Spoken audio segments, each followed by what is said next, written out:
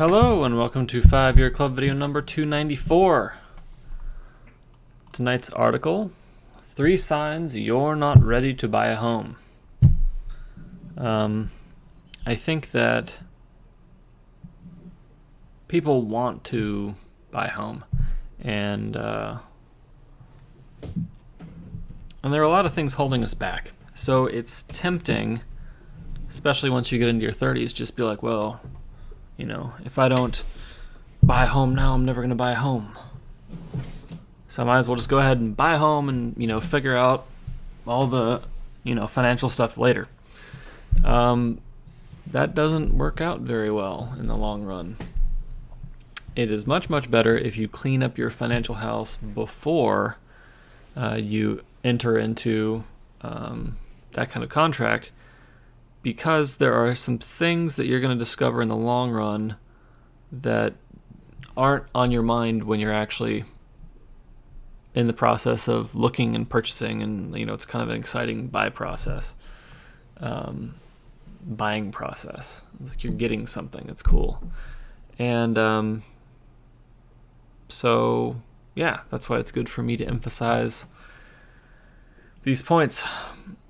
Home ownership has been the American dream for decades, and for many, it's that defining moment where you officially feel like a successful adult. Because of this standard, almost every week, someone tells me that they want to buy a home, and the first thing I ask them is why. I rarely get a good answer to this question.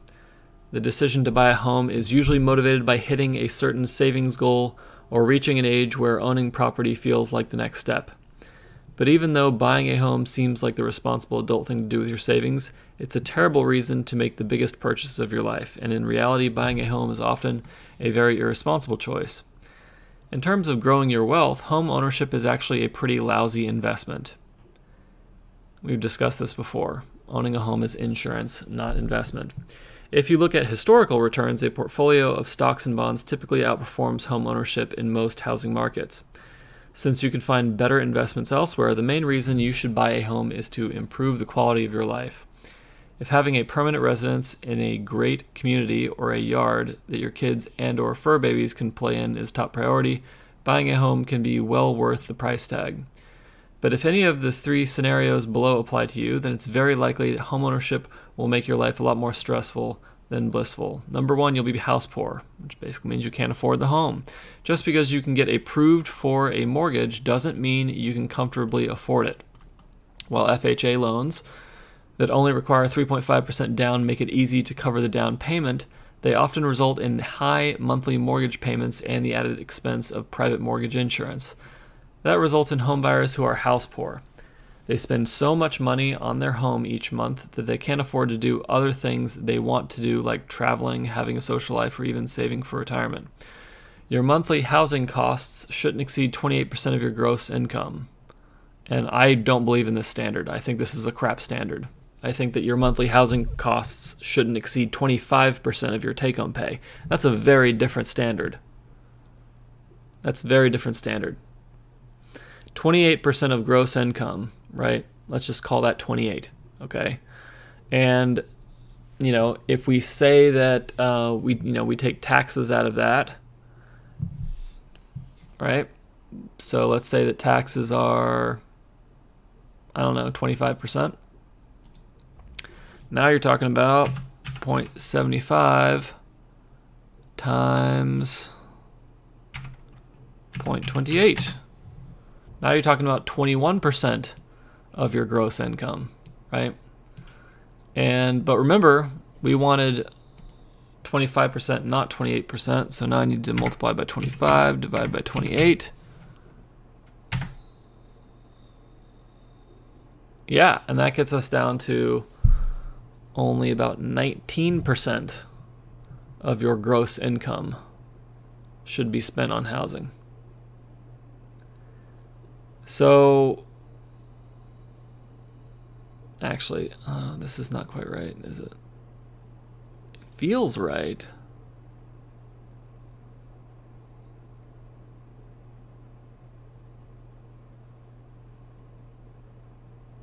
Oh, no, I think this is right. Yeah, fair enough. Okay, So, yeah, it's not that 28%. Think 28% minus 10%. That's more accurate. You know, we talked about last night that people are saving half or only a third of what they need to be saving for retirement. This is a reason why. It's because that extra 10% is going towards housing instead of going towards retirement because of bad advice like this. When my clients are getting ready to buy a home, I show them what their monthly household budget will look like after their purchase. Then I have them live on that budget for a month so they can see how it feels. A month is not long enough. Afterwards, I'll ask if that's a budget they're comfortable with locking in for the next 30 years. Oftentimes, this exercise results in the client deciding to save more of a down payment or to buy a home at a lower price point than they were initially considering. Flexibility is important. If you can't commit to staying in the home for at least 5 years, then think twice before buying. Imagine if you got the job opportunity of your dreams or met the love of your life, but they were in another city.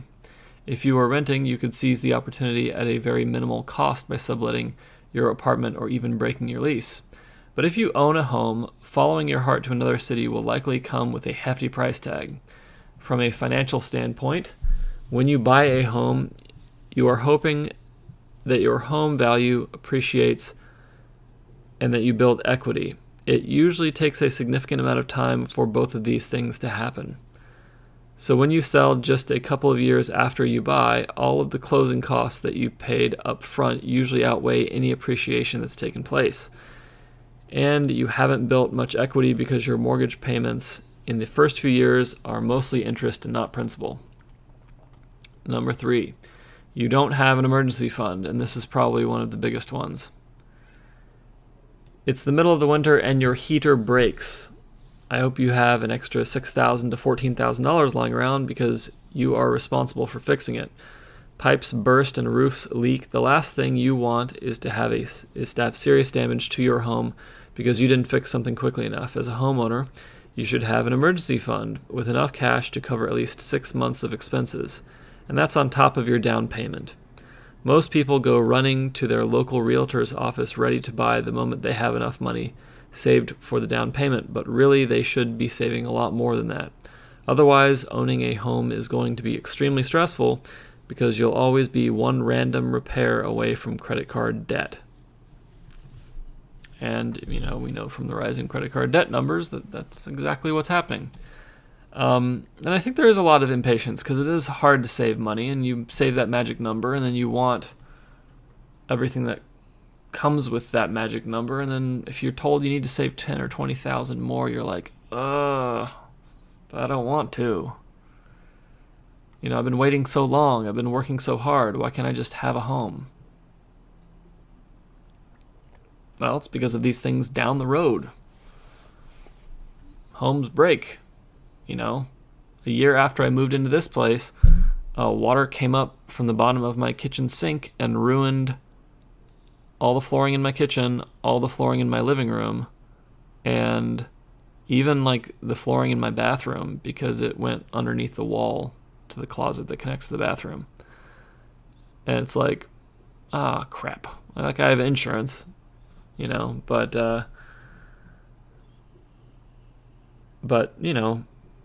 the insurance will pay for replacing the old 80s original bad stuff that was there, not the stuff that I would actually want in my home. So, you need more money. All right, well, that is it for video number 294. Hope you enjoyed it. I hope this emphasizes kind of the level of saving necessary to do things the right way. And have a fabulous evening.